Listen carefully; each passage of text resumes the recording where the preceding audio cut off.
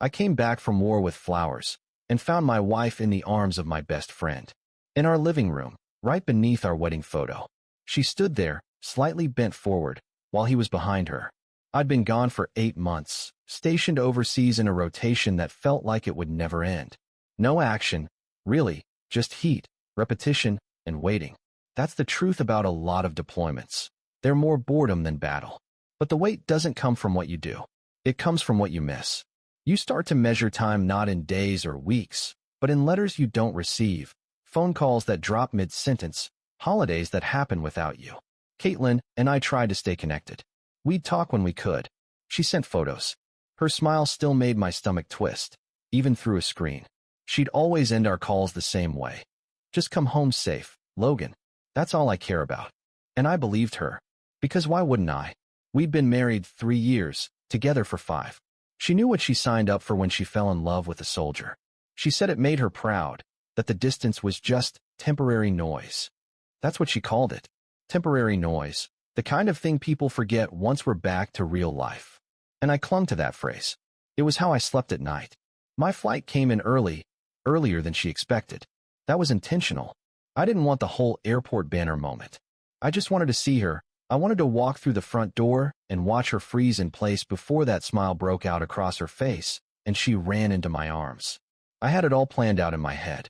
I even bought flowers. And yeah, I know how that sounds. Big guy in uniform, walking through the door with roses like some scene from a movie. But after 8 months of sand, sweat, and silence, that cliché felt like gold. It was just after 10 p.m. when I pulled onto our street. I recognized every crack in the pavement, every flicker from the old street lamps. The porch light was on, which made me smile. Caitlin always left it on when she knew I was out late. Said she couldn't sleep right unless the light was waiting for me. It felt warm, welcoming, like I was expected.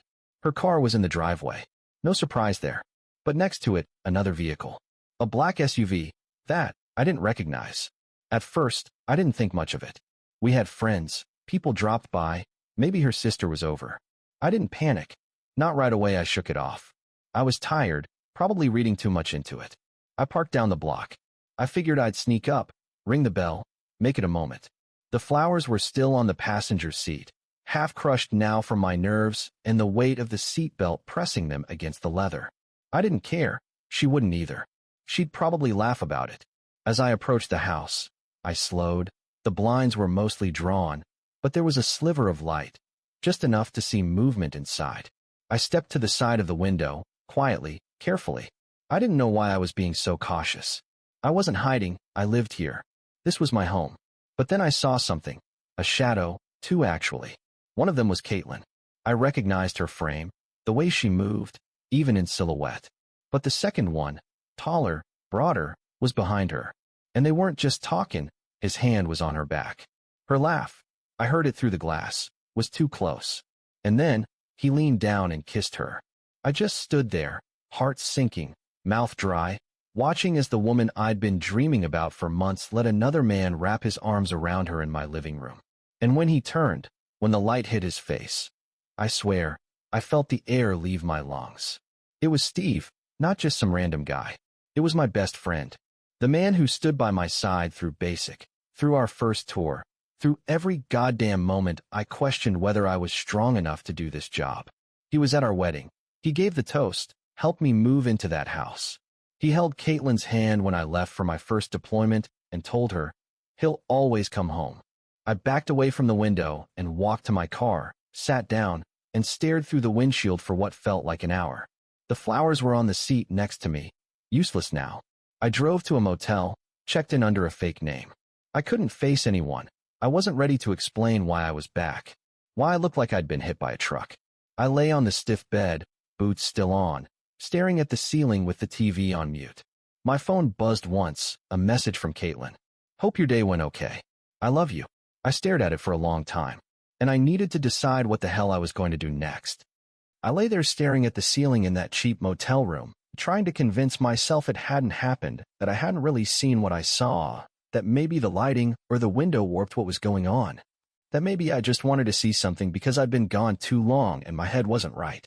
But no matter how many excuses I tried to build, they collapsed under the same truth. It was Caitlin, and it was Steve. I kept hearing her laugh, seeing the way his hand fit against her back, like it belonged there. I couldn't stop picturing it. And the worst part? I didn't know which one of them hurt more. Her, for letting it happen, or him, for doing it, for crossing a line that no one in their right mind would even approach. The next morning, I still hadn't messaged her. She sent another text around 8 a.m., "You up?" FaceTime later. I just stared at it. What was I supposed to say?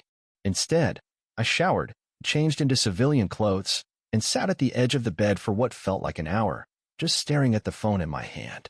I thought about calling Steve, thought about calling her, or about driving straight to the house and ripping the front door off the hinges. But I didn't do any of that. Instead, I did something I never thought I'd do. I went full recon mode. I started with his social media. Steve wasn't big on posting, but his last tagged location was at a local sports bar 2 nights ago, which meant he was in town longer than I thought. I checked Caitlin's account next. Nothing suspicious at first glance, mostly selfies, quotes about staying strong and missing her husband. A few photos of the dog. But I noticed something small. She hadn't posted a picture of us in over 5 months. Just her and friends. One of those friends was Steve. He wasn't tagged, but I recognized him in the background of a picture she posted from a 4th of July barbecue. His arm, mostly the tattoos. It was cropped, like she didn't want anyone to notice, but I did. That was enough for me to start piecing together the timeline. They'd been together a while. This wasn't a one-night mistake or drunken stupidity. I grabbed coffee from the gas station down the street and sat in the parking lot for over an hour just watching the street in front of our house. From my angle, I could see the driveway clearly. Around noon, Steve's SUV was still there. I watched him walk out with our dog, the one I picked out from the shelter after my second deployment, the one that slept on my side of the bed every time I was home, now walking beside another man. I took a photo. I don't know why. I wasn't planning on using it for anything, but something inside me needed to capture this, to document that I wasn't imagining it, that I wasn't going crazy. He stayed for 2 more hours. I saw Caitlin come out once, wearing one of my old t-shirts, barefoot, talking to him like they had all the time in the world. And the way she looked at him? It was the way she used to look at me, and just like that, I felt something inside me snap.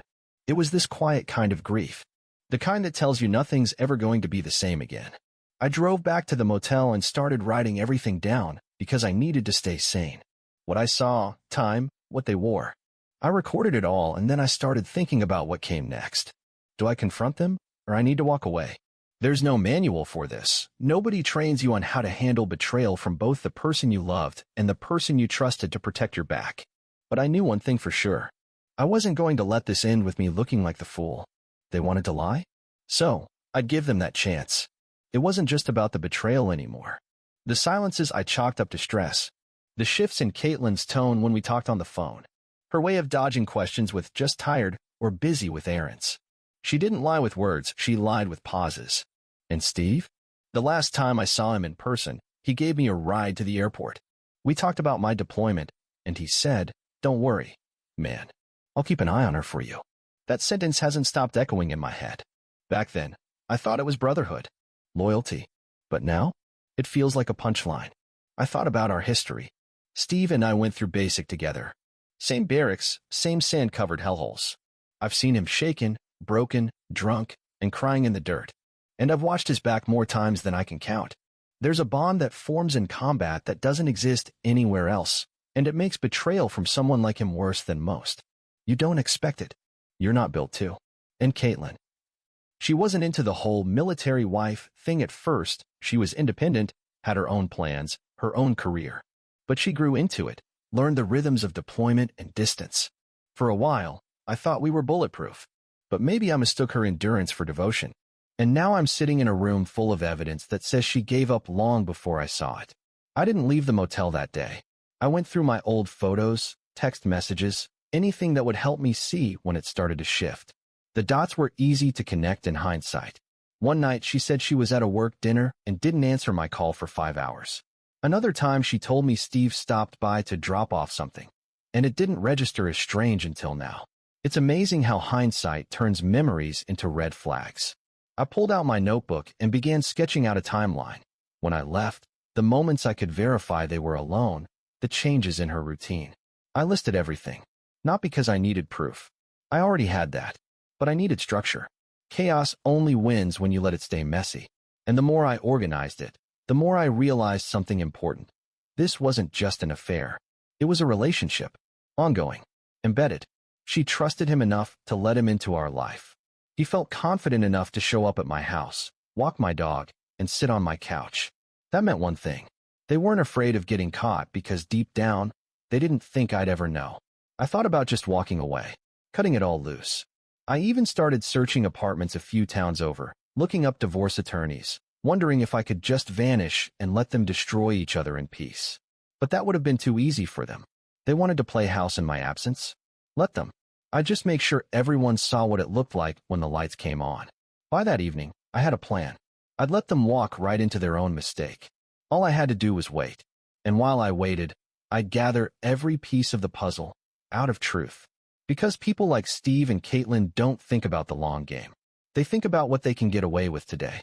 I wasn't built for short-term thinking. I'd learned patience overseas, and now I was going to use it. If there's one thing the military teaches you, beyond discipline, tactics, survival, it's how to watch. Not just look, but observe. To blend in, wait, and gather everything you need before making your move. So, that's exactly what I did. No more pacing around motel carpets. I'd stopped being a husband trying to fix something broken and started thinking like a soldier on recon. The next morning, I checked out of the motel and found a short-term rental 2 blocks from my old street. Just a small basement unit, private entrance, and most importantly, line of sight to the alley behind our house. Caitlin didn't know I was home, neither did Steve. That was my advantage, and I wasn't about to waste it. I used a burner phone, paid for everything in cash. Even changed my walk, kept a hoodie up. I'd never really understood how paranoia could become second nature, until I found myself timing Caitlin's comings and goings like it was an op brief. She left for work at 8:10 most mornings. Steve would show up anywhere between 10 and 11, depending on the day. Sometimes he didn't leave until just before sunset. I saw them take walks together. I saw him carry groceries into my house. I saw them kiss behind the garage like teenagers hiding from their parents. I started capturing footage, a small camera mounted under the ledge of the fence. Another inside the garage. I still had the remote to open it from the outside, and one night while they were gone, I let myself in. It was strange, being back inside that space. Our space, without anyone knowing. The smell was the same scratches on the floor from the dog's paws. I stood there for a long time before I placed the camera and left. Each day after that, I reviewed the footage. Steve would make himself coffee in my kitchen. Caitlin wore my shirts. They talked like a couple, cooked together. I was watching a replacement. I kept asking myself what hurt more, the fact that she did it, or that she never once looked over her shoulder. Not once did she seem guilty. Not even when she kissed him in the hallway right under the wedding photo that still hung above the radiator. That's when I stopped wondering whether I'd confront them. I knew I would. I just had to choose the right time. One evening, I stopped by a store out of town and picked up a few more covert cameras. I was careful. I installed one in the hallway, another facing the living room. Both motion-triggered, synced to my laptop. I gave myself a week, 7 days to collect everything I needed, to let them dig the hole a little deeper. And during that time, I watched. Every day, they gave me more. I caught them in the kitchen, kissing like it was routine. I saw Steve open a drawer and pull out the takeout menus we used to argue over on Friday nights. I saw Caitlin pick up the same mug she bought for me on our anniversary, fill it with coffee, and hand it to him. There's something surreal about watching your life be lived by someone else on day 6. I called an old friend, an attorney who specialized in divorce and asset protection. I didn't give him all the details, just what he needed to know. He just gave me advice on what to do, what to save, what not to say if things went public. I told him I had video. He said, "Good, quiet proof is better than loud accusations." I was starting to believe that myself. That night, I sat in the rental, lights off, laptop open, watching Steve and Caitlin on the couch. They were laughing about something. She had her feet in his lap. I paused the footage and just stared at the screen. That life used to be mine, and now it was theirs, at least for a little while longer. Because in just a few days, they'd learn what it felt like to get caught on camera. By the time Sunday rolled around, I was ready. Not just with footage or documents, I was ready mentally. The grief had settled. The disbelief was gone. I'd planned every detail. Caitlin thought I wasn't due home for another week. She'd messaged me 2 days ago saying she missed me, that she couldn't wait to get back to normal. I almost laughed. What part of her new routine looked normal to her? Coffee with my best friend? Kisses during daylight hours? I waited until early afternoon, when I knew she liked to cook. Steve usually came over around that time on Sundays. They'd meal prep together. I'd seen them chop vegetables in the kitchen I installed, stir sauces with the utensils we picked out together. She was wearing one of my hoodies, faded blue, fraying at the sleeves, the one she used to say smelled like home. Now it just looked like a joke. Steve arrived 10 minutes later. I saw her hug him at the door. That was it. I grabbed my phone, locked the laptop, and got in the car. It was time. When I pulled into the driveway, parked where I always did, right in front of our house, I stepped out of the car and didn't stop moving. My heart was steady. My hands didn't shake. The front door was unlocked. I walked in without knocking. They didn't hear me at first. Caitlin was in the kitchen, stirring something in a pan. Steve stood behind her with a beer, leaning against the counter like it was his home. I cleared my throat. Both their heads snapped toward the sound. Steve dropped his bottle. Caitlin froze. "Logan," she said, like I was a ghost. She took a few steps forward, confused. You weren't supposed to be back until next." "I know," I said. My voice came out flat. That was the point. Steve looked like he was ready to explain, but I raised a hand. "Don't," I said, "please. Don't insult me by pretending this just started." Caitlin's face turned red. She didn't know what I had seen. I pulled the flash drive from my pocket and placed it on the counter between us. "You'll want to watch that later," I said. "It's you, all of it. The past 2 weeks, every time he came here, every kiss, every lie." Steve muttered something under his breath. I turned to him calm. "Was it worth it?"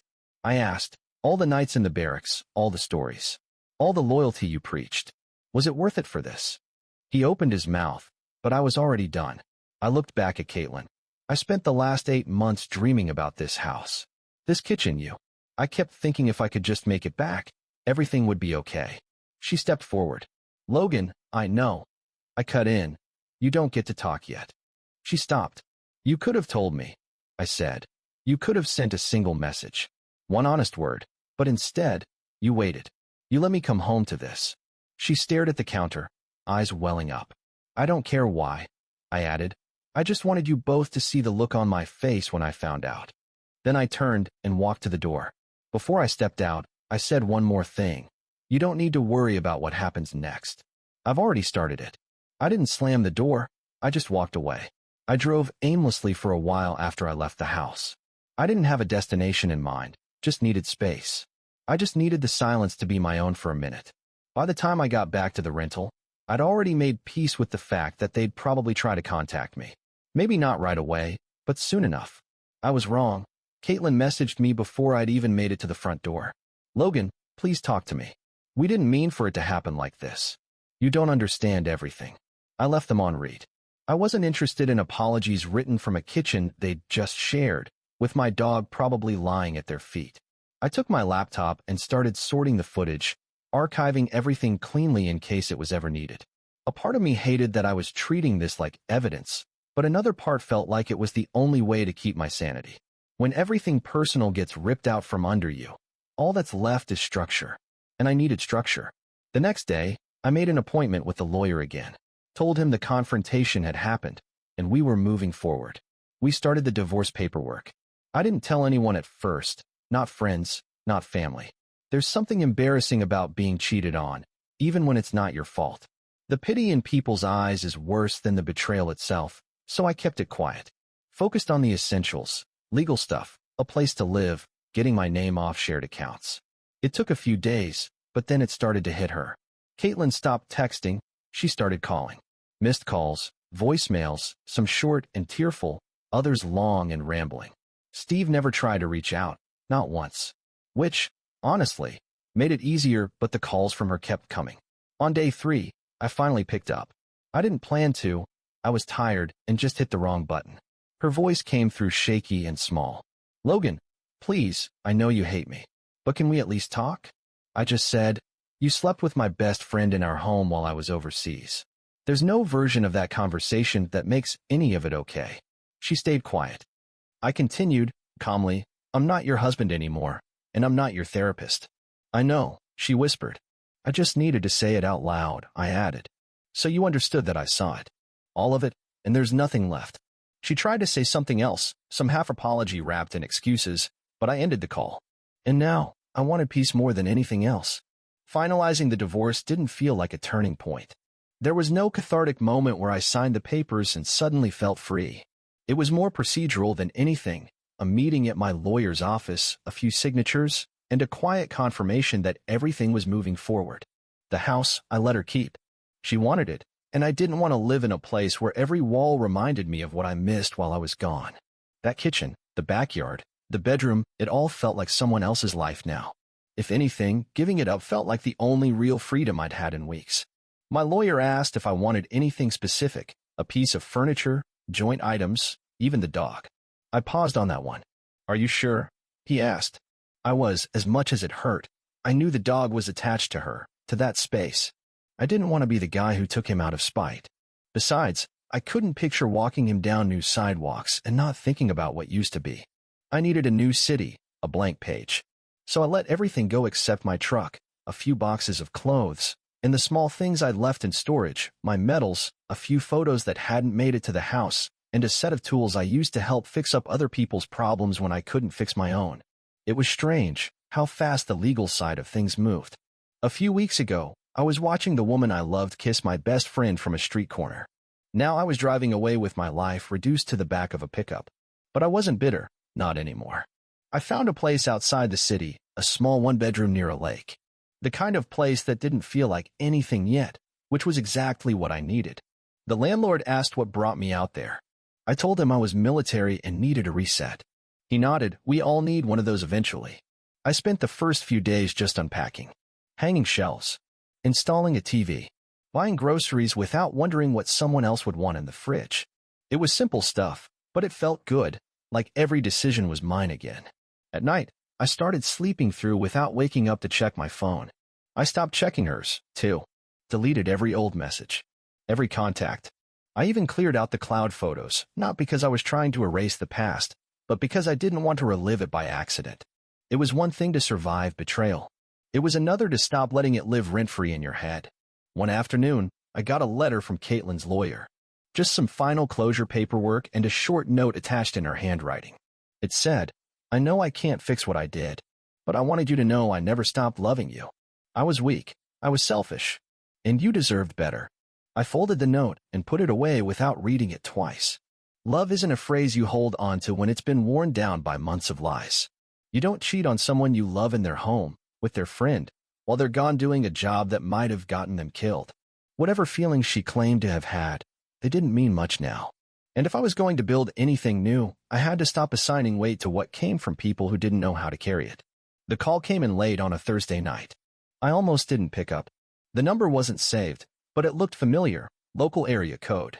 I stared at the screen for a few seconds, considering whether it was worth opening the door to a conversation I didn't ask for. I answered, Logan. Her voice hadn't changed. Soft, almost cautious, like she already expected I'd hang up. I didn't. Yeah, I said, just to confirm I was listening. I'm sorry to call like this. I know it's been a while.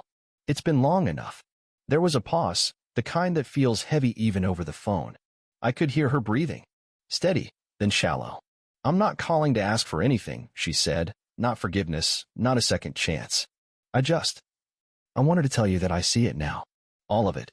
What I did, who I became, and how badly I broke something that was never supposed to be touched.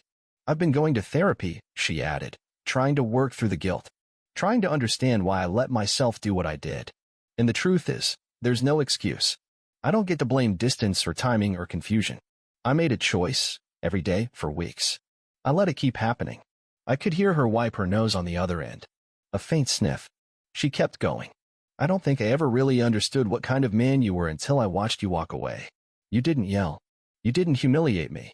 You just left with your dignity. And all I had left was the wreck I made. Still, I said nothing. What could I say that hadn't already been said? I know you've probably moved on, she continued, and I'm glad if you have. I want that for you. I know I don't get to be part of that world anymore. But thank you for who you were, for the years you gave me, and I'm sorry for how I repaid them. Another pause. I won't call again, I promise. I just needed you to know. She waited, maybe expecting closure, a kind word, even a sigh. I simply replied, "Thank you for saying it." Then I hung up. I sat on my couch afterward for a long time. I felt finished.